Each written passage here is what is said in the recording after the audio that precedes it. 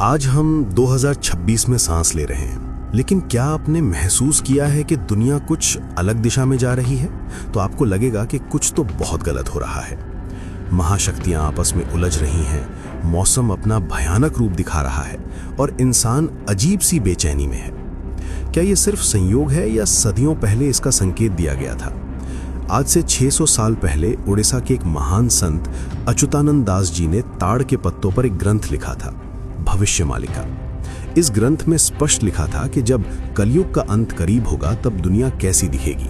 और सबसे डरावनी बात, उन्होंने कलयुग के अंत का जो समय बताया था वो कोई और नहीं बल्कि 2025 से 2030 के बीच का समय है। संत अच्युतानंद दास जी पंच सखाओं में से एक थे, जिन्हें भूत, भविष्य और वर्तमान देखने की दिव्य दृष्टि प्राप्त थी। आज के इस वीडियो में हम केवल बातें नहीं करेंगे, हम भविष्यमालिका के उन 5 सबसे बड़े और स्पष्ट संकेतों का गहराई से विश्लेषण करेंगे जो 2025 से 2030 के बीच इस दुनिया का नक्शा और इंसानियत का भविष्य हमेशा के लिए बदल कर रख देंगे। वीडियो को अंत तक देखिएगा, क्योंकि इसका अंत आपको डराएगा नहीं बल्कि आपको बचने का रास्ता दिखाएगा। पहली और सबसे बड़ी भविष्यवाणी, महायुद्ध। भविष्यमालिका में स्पष्ट लिखा है कि कलयुग के अंत में शनि कुंभ राशि में प्रवेश करेंगे और ये समय विश्व युद्ध की नींव रखेगा। संत अच्युतानंद दास जी ने लिखा है कि ये युद्ध किसी एक कारण से नहीं बल्कि छोटी छोटी चिंगारियों से भड़केगा। 2026 आते आते दुनिया 2 गुटों में बंट जाएगी। मालिका के अनुसार ये युद्ध केवल सीमाओं पर नहीं लड़ा जाएगा बल्कि ये आसमान से आग बरसने जैसा होगा। भविष्यवाणी कहती है कि इस युद्ध में भारत को भी अनिच्छा से शामिल होना पड़ेगा और अंततः भारत ही विश्व गुरु बनकर शांति स्थापित करेगा। लेकिन उससे पहले 2025 से 2028 के बीच दुनिया भारी तबाही दिखेगी। विश्व की महाशक्तियों के बीच तनाव अपने चरम पर होगा। दूसरी बड़ी घटना, प्रकृति का तांडव। भविष्यमालिका कहती है जब इंसान धर्म को भूल जाएगा तब प्रकृति उसे याद दिलाएगी। 2025 से 2030 के बीच पंचतत्व धरती, जल, अग्नि, वायु, आकाश अपना संतुलन खो देंगे।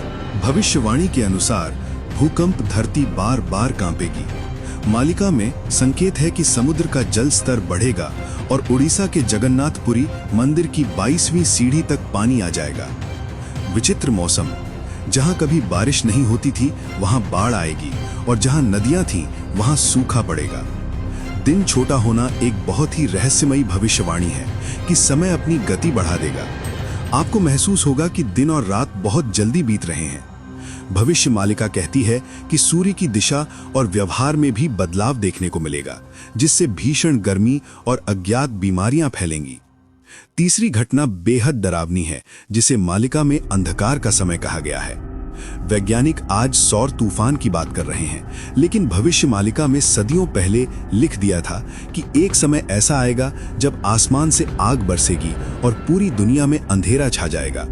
इसे कई विशेषज्ञ आधुनिक इंटरनेट ब्लैकआउट या पावर ग्रिड फेलियर से जोड़कर देख रहे हैं। भविष्यमालिका में आगे लिखा है, कुछ दिनों या महीनों के लिए सूर्य का प्रकाश धुंधला हो सकता है या बिजली की व्यवस्था ठप हो सकती है। ये समय इंसानों की परीक्षा का होगा, जब आपकी टेक्नोलॉजी काम नहीं करेगी और आपको पुराने तरीकों से ही जीवित रहना होगा। क्या आप बिना बिजली और इंटरनेट के रहने के लिए तैयार हैं? चौथी घटना दिल दहलाने वाली है। संत अच्युतानंद दास जी ने लिखा है कि कलयुग के अंत तक पृथ्वी का भार हल्का होगा। युद्ध, महामारी और प्राकृतिक आपदाओं के कारण दुनिया की एक बड़ी आबादी खत्म हो जाएगी। भविष्यमालिका के कई जानकारों का दावा है कि एक ऐसी विचित्र बीमारी आएगी जिसका इलाज विज्ञान के पास भी नहीं होगा। लोग चलते फिरते प्राण त्याग देंगे।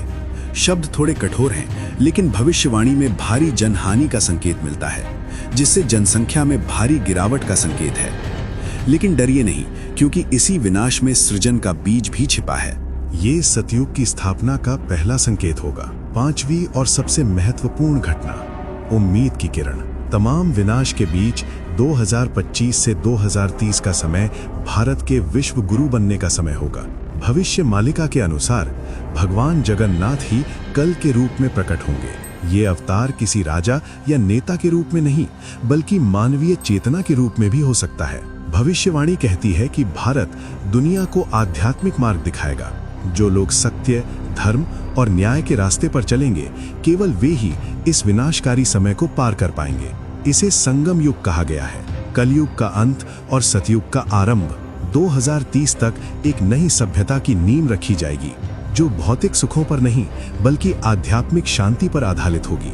तो दोस्तों, भविष्य मालिका डराने के लिए नहीं बल्कि हमें जगाने के लिए लिखी गई थी।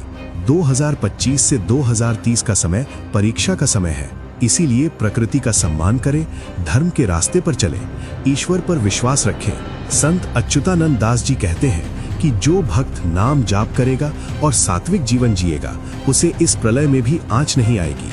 आप इन भविष्यवाणियों के बारे में क्या सोचते हैं? क्या आपको भी लगता है कि हम बदलाव के दौर से गुजर रहे हैं? नीचे कमेंट में अपनी राय जरूर लिखें। अगर ये वीडियो आपको अच्छा लगा तो इसे शेयर करें ताकि ज्यादा से ज्यादा लोग जागरूक हो सकें। चैनल को सब्सक्राइब करना ना भूलें। जय जगन्नाथ।